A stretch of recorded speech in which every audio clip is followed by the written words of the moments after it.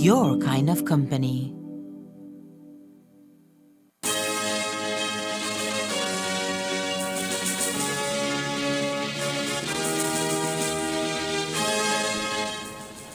Tonight on CTV3 News, Nimrod Talit, the man accused of the murder of Bernard Timmons on Independence Day back in 2022, is a free man based on lack of evidence. The victim's family is up in arms and we'll tell you why. President-elect of the BNTU, Ruth Schuman, is back in action as she rescinds her resignation as president of the union. Business owner watch out, the price gouging legislation is now in effect. And San Joaquin Roman Catholic School benefits from government's feeding program. These are some of the stories we have for you tonight in our newscast for Wednesday, May 10th, 2023.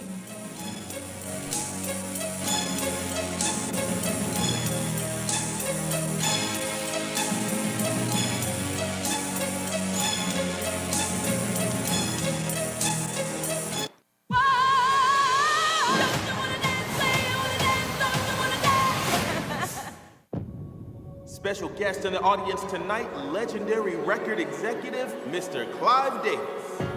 My voice is gone. What? You start the show tonight. No talking back. I'm your mother.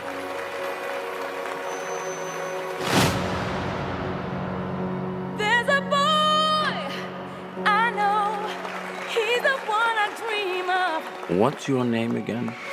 Whitney Elizabeth Houston.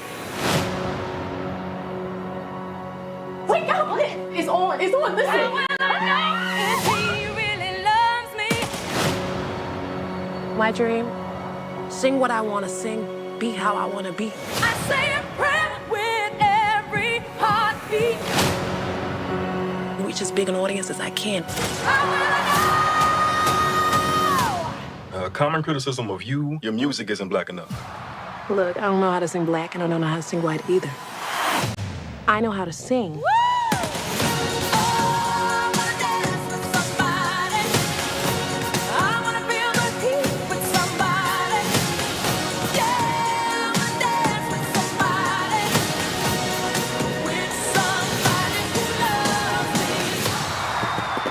I might have just heard the greatest voice of her generation.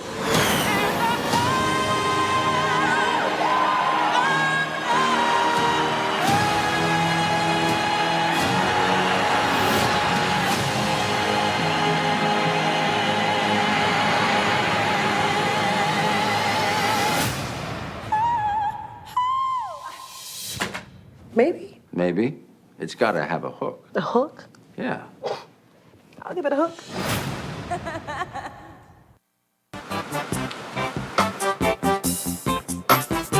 That'll be $50. Thank you. Wait, hey, this 50 is a fake. How do you know it's a fake? What are you talking about, sir? How can I identify a genuine note from a fake note? Well, a genuine 50 has a watermark with the jaguar and the written words of the 50, also a thread. Know your money and know a fake one when you see it. Do not rely on any one security feature. Look for the clarity and quality of printing. The printed lines and colors should be sharp and clear. Feel the quality of the paper and the raised print. Hold the note up to the light to see the windowed security thread. It should form one complete line when held up to the light. The watermark and denominational electrotype. The Jaguar is the watermark in the $100 and $50 notes. The Sleeping Giant is the watermark in the $20, $10, $5, and $2 notes. The see-through feature. The parts of the design printed on the back should fit exactly within the unprinted areas of the front to form the complete design. Check the $100 note for the toucan hologram with the periwinkle flower overprint. Tilt it to see the small images of the toucan and the numeral 100.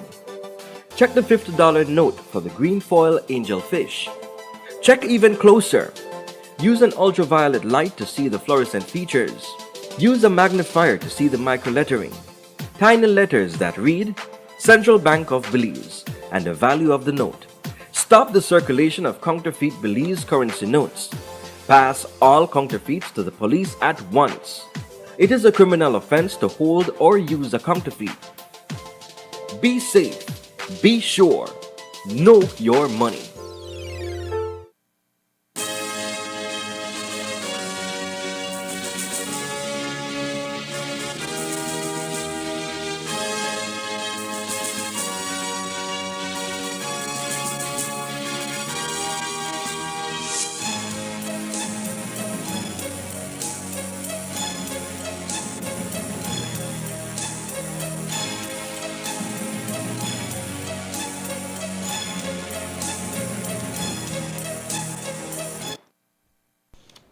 Good evening with your news, also simulcast on Fiesta FM 106.7. I am Joanna Rodriguez. Amelia Flowers, the mother of Bernard Timmons, the Belize City librarian who was murdered here in Orange Walk Town on Independence Day last year, is tonight seeking answers from the authorities after she says her son's accused murder has been set free. Timmons was killed almost 8 months ago on September 21st. It is reported that he was visiting Orange Walk Town for the Independence Day parade, and once it had concluded, he got into an altercation with a pair of men near a shop. He was chopped in the neck a short while after, while waiting for a relative in an alley off the Belize Corozal Road. 5 days later, police officially arrested and charged 33-year-old Nimrod Katsim for that murder. At that time, police had reportedly received concrete evidence in the form of surveillance video and a witness statement and were confident in their arrest. For context, we replay a short clip from September 2022 from Minister of Police Karim Musa. He was out on the streets because in terms of the court process, that is something beyond our control. The judicial system in both of the instances found him not guilty and he was able to leave. And so that is, of course, a great concern. The prosecution rate is something that we continue to work along with the Director of Public Prosecutions to ensure that we are securing convictions in these cases. But definitely, that's a huge concern. And in this particular case, I have been assured by the Commissioner of Police that the evidence is solid, not just in terms of the camera evidence, but in terms of eyewitness evidence, that we will secure a conviction. But it's hugely unfortunate. Like I said, Mr. Timmons was a client of mine. His daughter, Brene, was a client of mine. And so that one really, really hurt me personally. Now, less than 1 year later, Katsim has been set free, reportedly for lack of evidence. The news of his release has been met with great consternation by Bernard's loved ones. The reason why I'm here to let the whole country, I believe, know this person murdered my son and he's out walking free. So we never get no call to let us know. We not even know if there was a court and take him in and let him go free. I didn't know anything about that. I get it on the street that he's out. I never believed at first. I said, how a murderer can get away and walking free. So I look into it further, so I call, and that when they tell me go to the CIB office, they are the one that tell me, yes, he's out walking. I don't know what's happened there, but the video tell it all, but the DPP went ahead and let him go. So, Mom, he said, you can go ahead and do what you got to do, so the DPP can answer to that, because we got conflicting on the video that, yes, he's the one that do it to my son.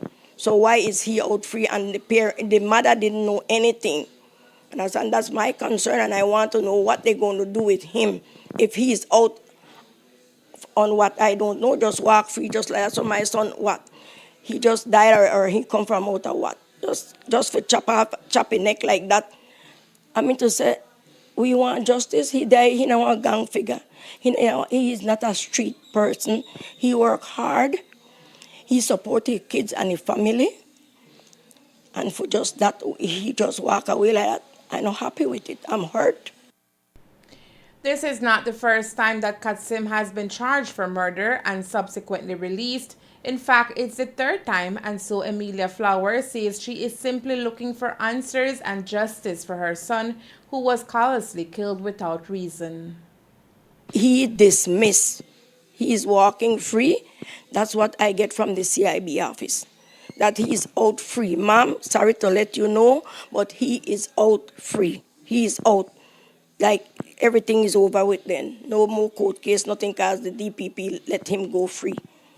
So that is my understanding that I get. You understand? So I don't know what they're going to do next or if we're going to continue like this, but I don't think it is right, because these are the things that murder no stop, because people take street justice. I am not the person seeking street justice. All I want that to give me answers as to why he out free and he killed this person in his cold blood, because he is innocent. He don't hurt nobody. No matter what type of person he is, he never deserved to go like that. Understand? Everybody is a human being, and they have all rights to have their recreation wherever, but that don't give you the right for just go and walk right up to him and kill him just like that. No. He's not the first one he did that to. You understand? So why he walking free? And my son, this 21st right now, I have my son 8 months, and before 8 months he's out. Something not right. He's not adding up with that. I don't know. I just don't want to know why he's out. And the time the Honorable Karim Musata, he said they have enough conviction, enough evidence to convict this person. Because he say, get to understand, that is not the first person he do that to. Understand? So I want to know why he out and he's a murderer. Understand? He out for kill somebody else again or hurt someone else again. I don't think it is right, man. I think I as a mother, I need answer for my son. When asked about this matter today, the office of the DPP stated, and we quote, "The police were initially advised that the evidence that they had forwarded for consideration was insufficient to sustain a charge. They nonetheless charged the accused. The file was later submitted to the office and the position remained the same. No further evidence had been gathered. In the circumstances, it was directed that the matter could not proceed to preliminary inquiry and the charge should be withdrawn," end quote. On Wednesday, word emerged that Ruth Showman, the newly elected president of the BNTU, had resigned from the post 3 weeks before she was scheduled to take office. Showman announced her withdrawal from the post to BNTU's president, Elena Smith, via a letter where she claimed that since her victory, certain council members have been adamant in ensuring that they discredit her. In the letter, Showman also accused Smith of being silent to the issue and letting it escalate. This, says Showman, has brought great pain and suffering to her family, especially her children. Showman also wrote, and we quote, "I cannot continue to be a part of an organization that has principles of fairness and justice, yet the manner in which I have been treated has been unfair and unjust." As mentioned last night, Showman's integrity has come under scrutiny for signing an agreement accepting that she had misappropriated a considerable amount of money from her private employer in the late 90s. Based on her past, the BNTU Council of Management came to the conclusion that Showman is not fit to be president of the union and made it well known. But Showman has rescinded her withdrawal and she will remain as the president of the BNTU. Showman's resignation forced the union's Council of Management to hold an emergency meeting today, and after the session, outgoing President Elena Smith gave reporters a summary of what transpired and what is the position of the BNTU going forward. Well, as you all know, she tendered her resignation, and this morning she submitted, she rescinded that resignation. So she remains our president-elect, and come July 3rd, she's going to be in office as our new BNTU president for the next 2 years. So she will remain president, but what about the stipulation in your internal constitution which states that somebody with a criminal record cannot be an executive member? We've met and we've said that she's going to be the president. The membership elected her, and so she's our president. we move forward with that. But even before Showman takes office at the start of July, her past is now being questioned by some of her peers. And as mentioned, she has accused Smith of being part of that conspiracy against her. But Smith says it's time to move on. What was your reaction when you saw the letter of resignation where she sort of put some of the blame on you for remaining silent on the whole matter? Disappointed, I will say. I think, we were all disappointed. But at the end of the day, we have to respect people's opinion. Whether we accept it or not, we have to accept their opinion or respect their opinion. And as I said, we move from there. We are at a point where we have moved on from that. And we will continue to work together. She has attended our council meetings and she will continue to do so. We will move forward from here. And we want for the public to know and to understand that we are moving forward united. So, with Showman rescinding her resignation letter, the question now is, will policies be set in place for history not to repeat itself? At the end of the day, we are one BNTU.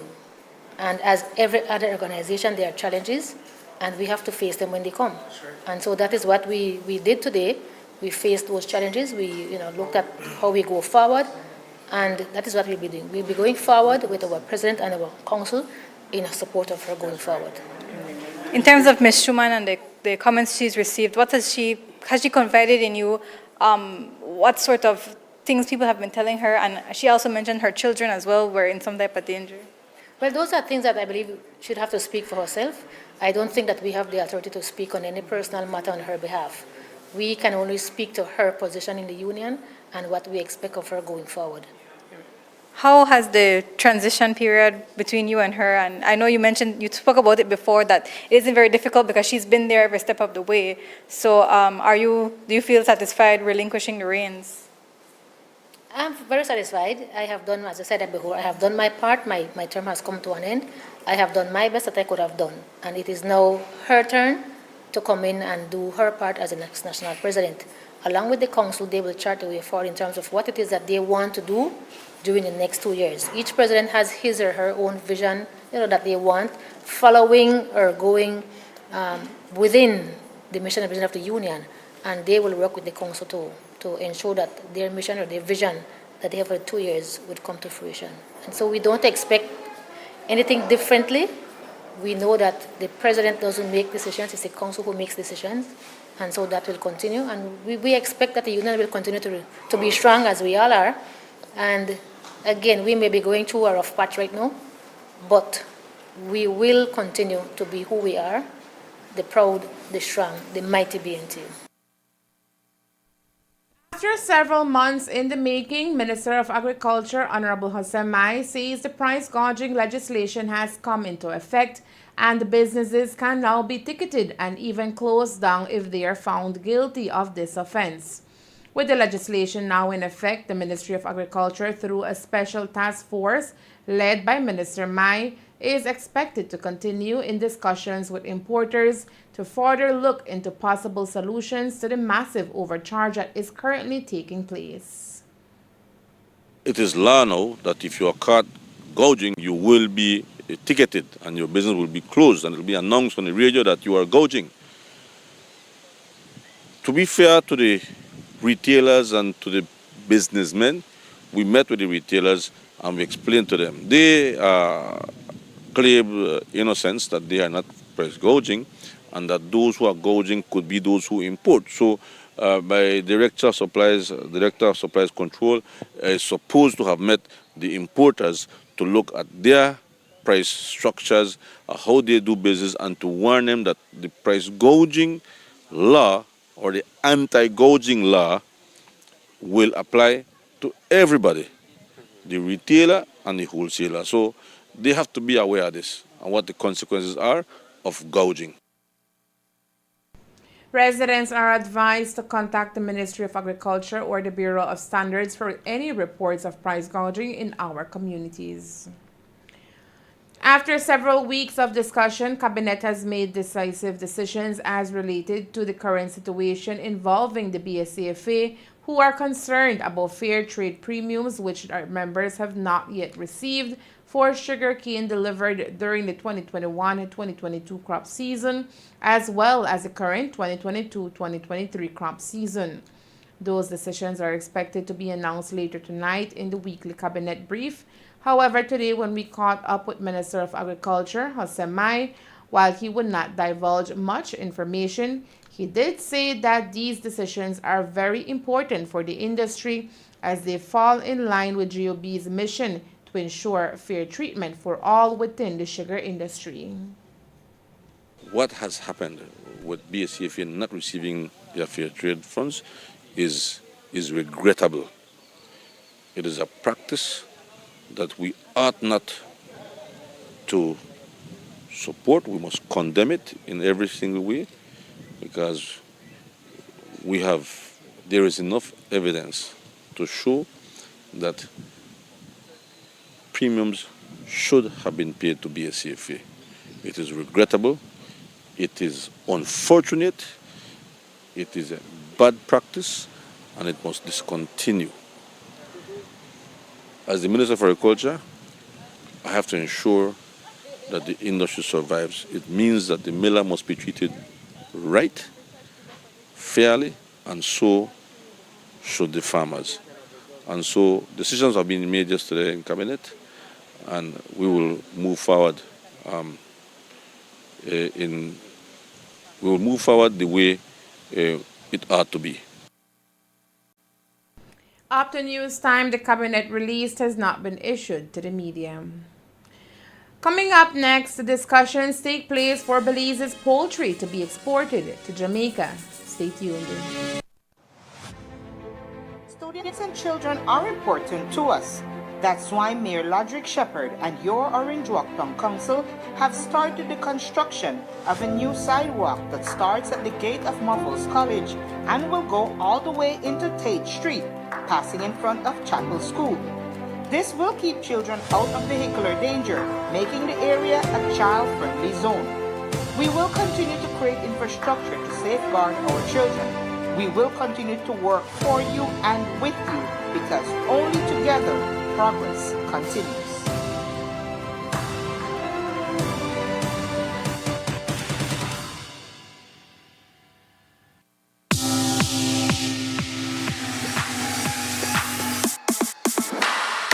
Sign up for Smart Share Plan and save big. Whether you're a small entrepreneur starting up your business, a student on a limited budget, or a family trying to save, this is the plan for you. With unlimited SMS, calls, and data, we help you save. Get up to 5 lines for as low as $30 per line monthly, only with Smart. Sign up today at any Smart showroom or sales manager countrywide. So get your business going, share more memories with friends, and be ready for the day with Smart.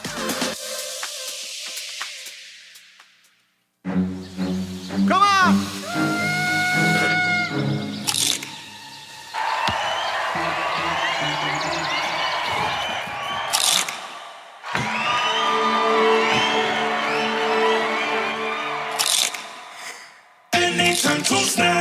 When hungry or craving, when laughter or tears, enjoy the best snacking or flavors are here. Asadas, bocadas, chiladas, doradas, delicious for snacking, done right and done here.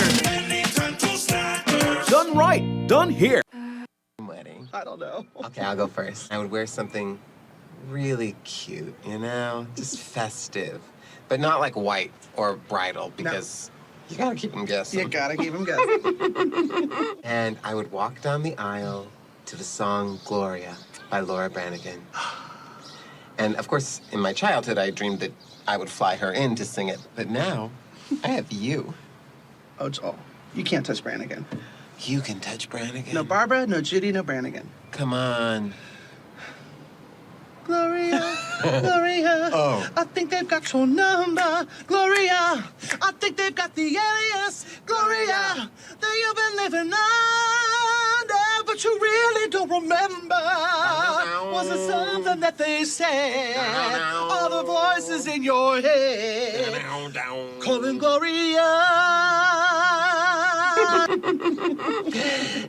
shake 'em. Gloria, Gloria, I think I got your number. Gloria. 6 schools in the Corozal, Orange Walk, and Belize districts today have a feeding program thanks to collaborative efforts between the Ministry of Education, Science, Culture, and Technology, the Ministry of Agriculture, Food Security and Enterprise, and the Consulting Hospice of the Food Agriculture Organization, FAO. The initiative is funded under the umbrella of AMICSID, and today, San Joaquin RC School in Corozal was the recipient of the Belize Resilient School Feeding Program. Our team traveled north this morning, and Elmer Cornejo has the following report.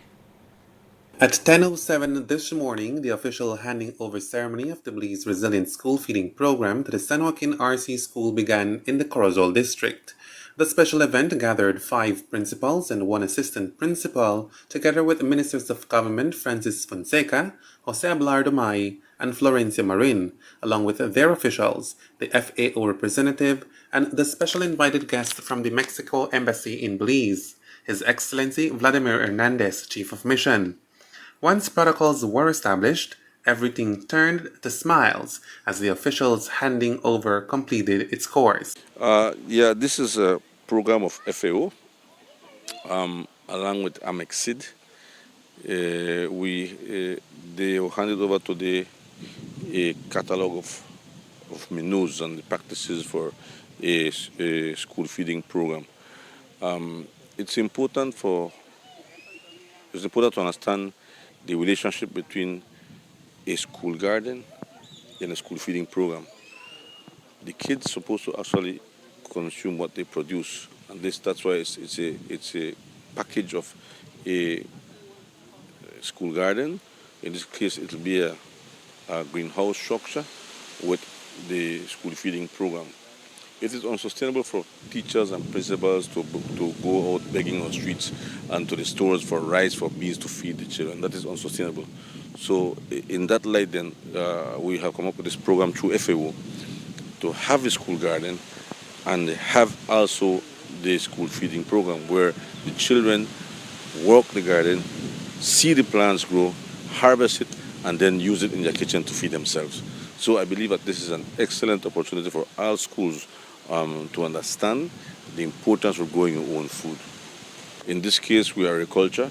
We provide the technical knowledge, the technical expertise in greenhouse structure, growing the plants, teaching the children how to grow the plants, and then you have the Ministry of Education that deals with the school feeding program. So it's an excellent collaboration between both ministries. For the FAO representative, she is satisfied that the work placed into the project has maximized potential across the ministries involved and is having a positive impact in the communities who are direct beneficiaries of the project. The Resilient School Feeding Project program has 4 main objectives: to increase the supply of locally produced products utilized by school feeding programs, to increase the demand for locally produced healthy food options in schools, to improve the infrastructure of schools to provide safe and quality meals, and to provide evidence to show the importance of school meals. This project started in 2021 while primary school campuses were still closed due to the pandemic, and teaching was done remotely.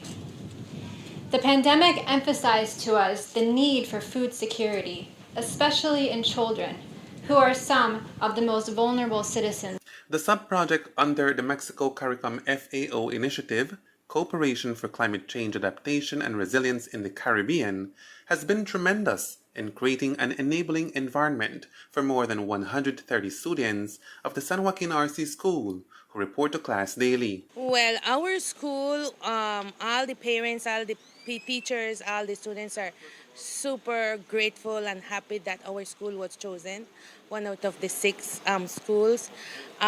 It provides us and the children every day that we give them a healthy snack, a free snack, because they don't pay for it.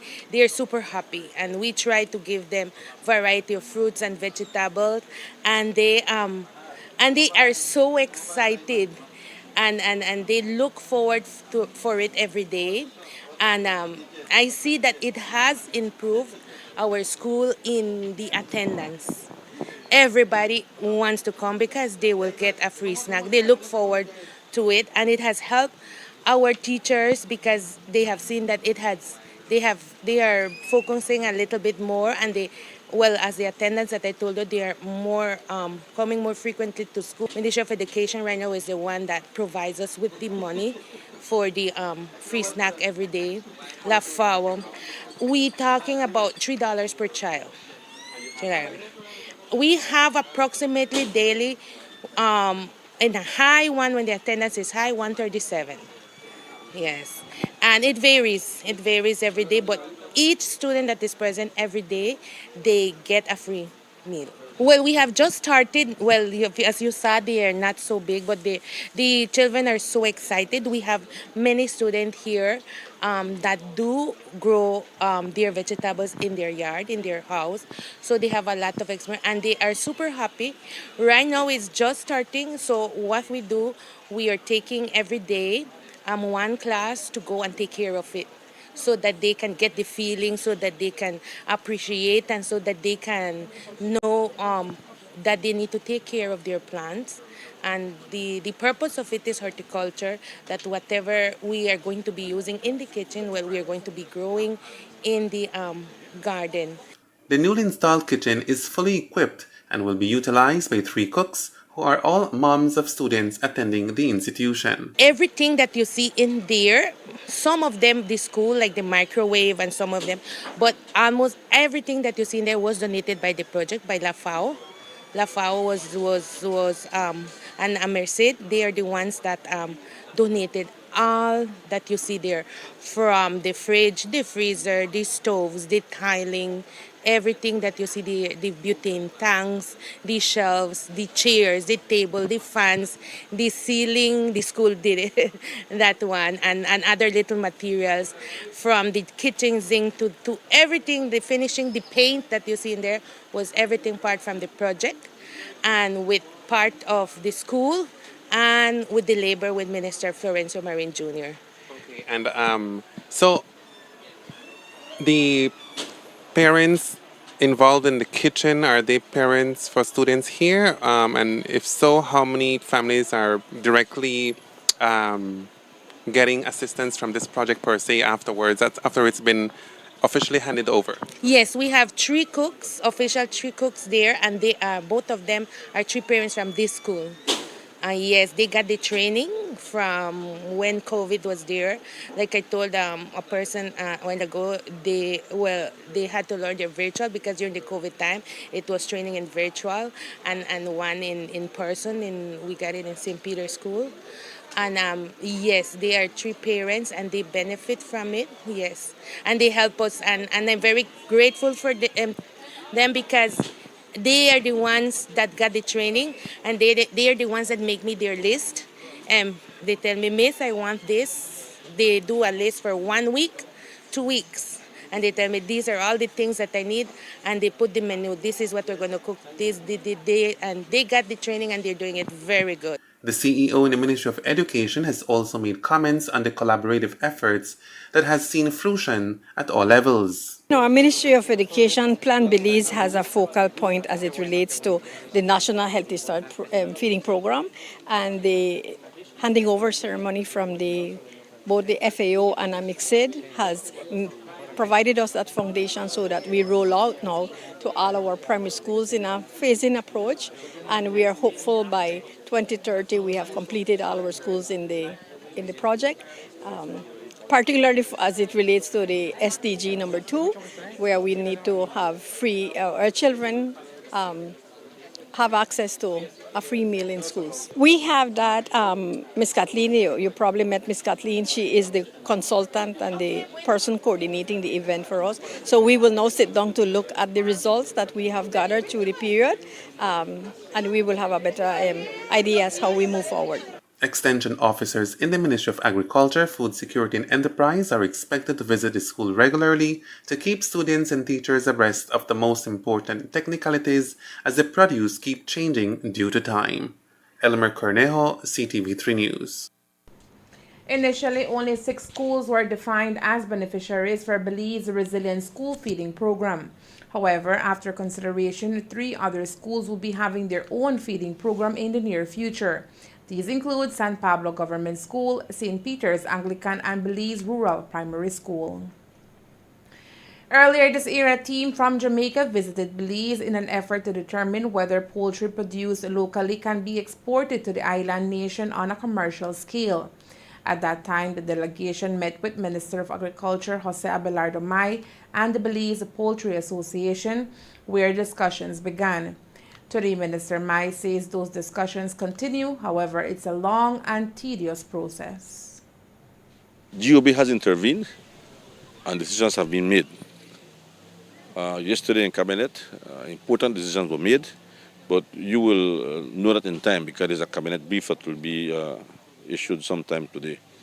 So I don't want to advance any information. There is a process for that. And so when you have that Cabinet brief, then you can ask me the questions. But decisions have been made, important decisions in regard to BACFA. What I will tell you though, is that what has happened with BACFA not receiving their fair trade funds is regrettable. It is a practice that we ought not to support. We must condemn it in every single way because there is enough evidence to show that premiums should have been paid to BACFA. It is regrettable, it is unfortunate, it is a bad practice, and it must discontinue. As the Minister of Agriculture, I have to ensure that the industry survives. It means that the miller must be treated right, fairly, and so should the farmers. And so decisions have been made yesterday in Cabinet, and we will move forward the way it ought to be. The Belize Elite Basketball League BEBL Disciplinary Committee has ordered a replay of the game between the Orange Walk Running Rebels and the Belize City Defenders that took place last Friday in Orange Walk. The game ended with an 87-77 victory for the Defenders, who moved up to the second spot in the standings. However, the game was played under protest by the Rebels, who complained that both teams wore white jerseys, which violated the BEBL bylaws 2023. The BEBL's disciplinary committee agreed with the protest and ruled that the game must be replayed as soon as possible. The date for the rematch game has not been announced yet, but word out of the Running Rebels camp indicate that it will likely take place late next week. The decision has significant implications for the standings as the Defenders 7-5, who had moved to second place behind the Hurricanes 10-2, dropped back to fourth place behind the Griga Dream Ballers 8-5 and the Running Rebels 8-4. The replay game could change the seedings for the playoffs, which are scheduled to start on May 26th. Soybean is becoming a legume known for many persons who are leaning towards living a healthier life. This legume of the pea family is used mainly for food and medicine throughout the world. Its seed contains 17% oil and 63% meal, of which 50% is protein. For these valuable reasons, recently, Belizean farmers have been planting the bean to harvest in an attempt of getting into local and export market. The latest word coming out of the Ministry of Agriculture, Food Security and Enterprise is that Belize has positioning itself to export 10 large containers of soybean to China, since the consumption of the nutritious bean is not that high here in Belize. According to Minister of Agriculture Jose May, this spells the word benefit for Belize and its economy.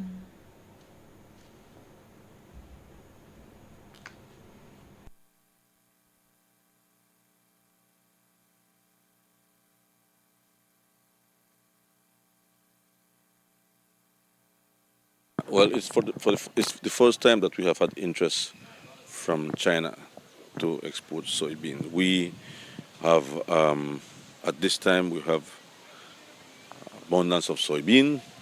It's the first time in history that we are not importing soybean for feed our poultry or animals.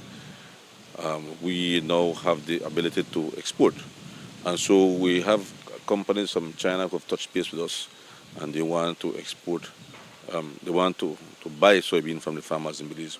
We're just working on the documentation. Baja is doing the documentation for us, provide that back to China, and we move from there. But we are now seeking other markets in the CARICOM too. In relation to that specific order, though, what is the price tag we're looking at? I'm unable to say that at this time, right? But to give an exact figure, but believe me. So it will happen like in the next week, 2 weeks? I hope that it will, once we get back to them with documentation that they are requesting, I suspect it should happen after that. But we know we have the product, they like the product, all we're doing is getting proper documentation in place. While China is the first country to be interested in the soybean produced in Belize, it is expected that others will also follow suit, including CARICOM countries. World Lupus Day was established to be recognized on May 10th by the World Lupus Federation in an effort of unifying lupus groups around the world and, more importantly, to draw public attention to the impact that the disease has on more than 5 million people worldwide. The day is also honored here in Belize. Lupus is a Latin term that means wolf and is most commonly referred to as a great imitator since its symptoms oftentimes mimic many other illnesses. This disease is a chronic autoimmune disease that can cause inflammation and pain in any part of the body that includes organs like the hair, kidney, lungs, and skin. When someone is diagnosed with lupus, their immune system attacks healthy tissue, and while anyone is prone to developing lupus, 90% of people with this disease are women. Unfortunately, scientifically, there is no known causes or cure, yet the disease can be fatal. And that's the news. We invite you to join us for another newscast on Thursday, May 11th here on CTV3 and Fiesta FM 106.7. Remember that to read a text version of the news, you can visit our website at ctv3belizenews.com. You can also log on to our Facebook page for current stories at facebook.com/ctv3belizenews or our YouTube channel at ctv3newsbz. Remember to wash your hands and remain safe. From all of us here at CTV3 News, thank you for watching and listening. Good night.